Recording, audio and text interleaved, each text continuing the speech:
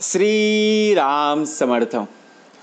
समर्थांनी एक सुंदर असा बोध आपल्यासाठी प्राप्त करून दिलेला आहे. सहानुभूतीमुळेच मनुष्य देह इतरांच्या सुखांनी सुखी तर दुःखांनी दुःखी बनत असतो.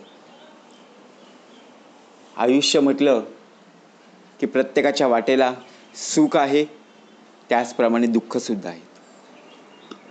परंतु मानवी संवेदना आणि सहानुभूती जर पाहायला गेलो की खरे सुख हे केवळ स्वार्थात नसून इतरांच्या आनंदात बघा प्रत्यक्षामध्ये वाटून घेण्यामध्ये आणि दुःखात मदत करण्यामध्ये आहे. आपण आपला फक्त स्वार्थीपणा पाहत असतो. आपण आपला प्रत्यक्ष अभिमान बाळगत असतो. अहो, प्रत्यक्षात ज्याच्या वाटेला सुख आलेलं आहे ना, त्याच्या सुखामध्ये आपला देह सुद्धा सुखी होत असतो. त्याच्या सुखामध्ये सुद्धा आपण सामील झालं पाहिजे. एखादा कार्यक्रम असेल, एखाद्या व्यक्तीला बघा प्रमोशन मिळालं असेल, एखाद्या व्यक्तीचा बघा काही कार्यक्रम असेल, हळद असेल, लग्न असेल, साखरपुडा असेल, वाढदिवस असेल, आपण जातो की नाही? नक्कीच.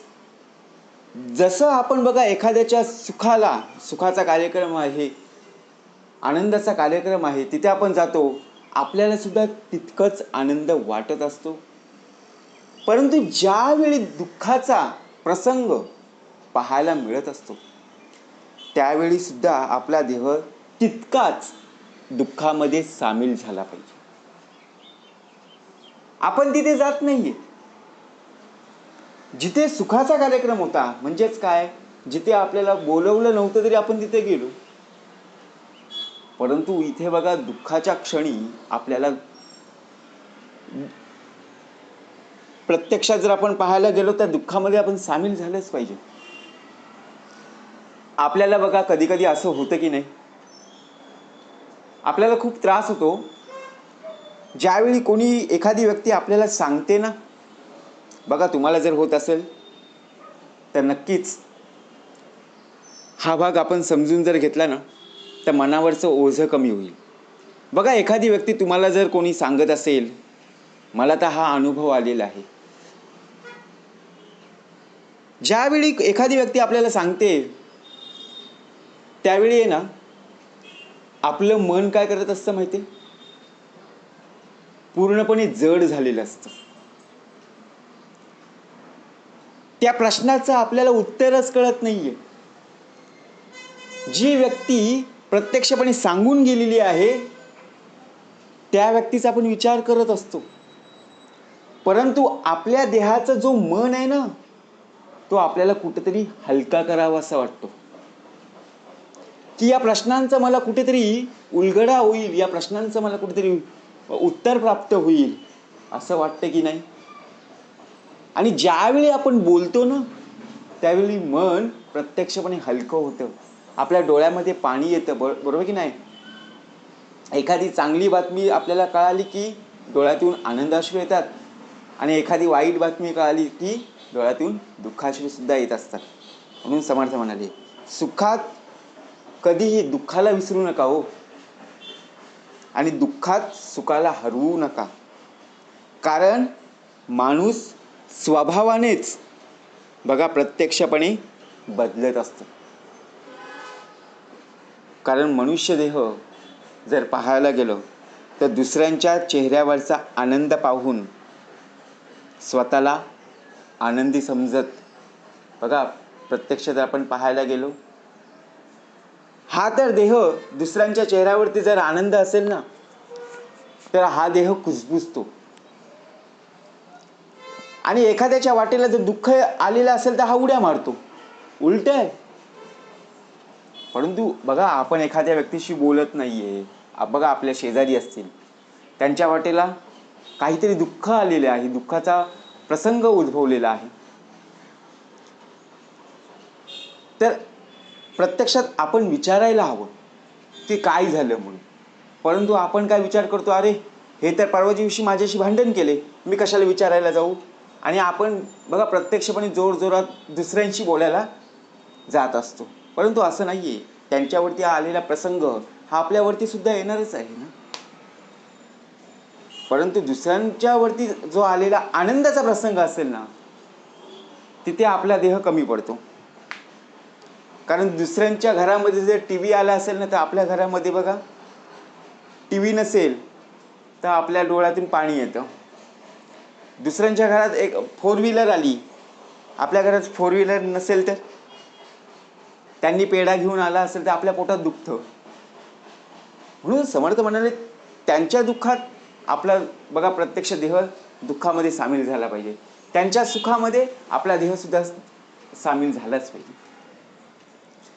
पण प्रत्यक्षात जर पाहायला गेलो ना, आपण स्वार्थी न बनता इतरांच्या सुखात सुखी आणि दुःखात दुःखी जर सामील झालो ना, तर प्रत्यक्षात या जगामध्ये सलोखा आणि माणुसकी टिकून राहील. समर्थाने सुंदर भाग दिलेला आहे. एक गाव होतं, त्या गावामध्ये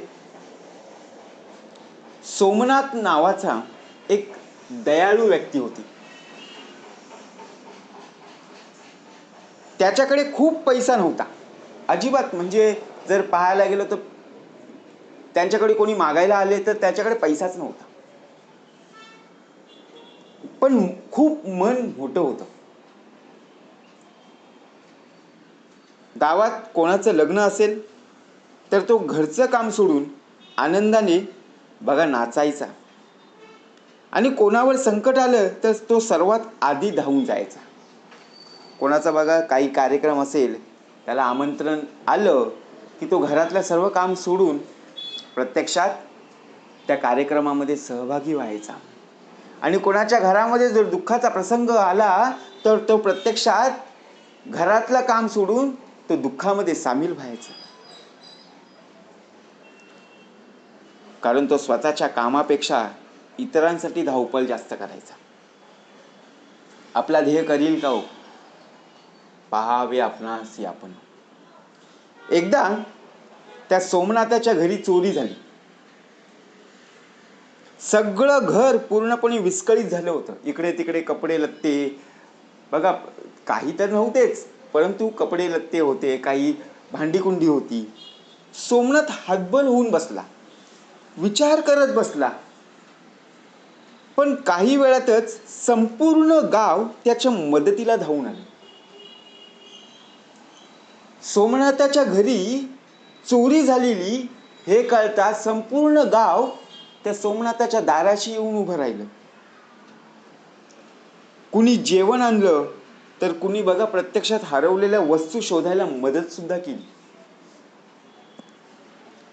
सोमनाथला समजलं की आपण जेव्हा इतरांच्या सुखदुःखात भागीदार होतो, सामील होतो, तेव्हाच आपल्याला संकटात नक्कीच साथ मिळत असते. त्यांनी क्षणाचाही विलंब न करता बघा सर्वांसमोर हात जोडले आणि प्रामाणिकपणाने सांगितलं, खरंच तुम्ही माझ्या बघा संकटांना तुम्ही धावून आलात.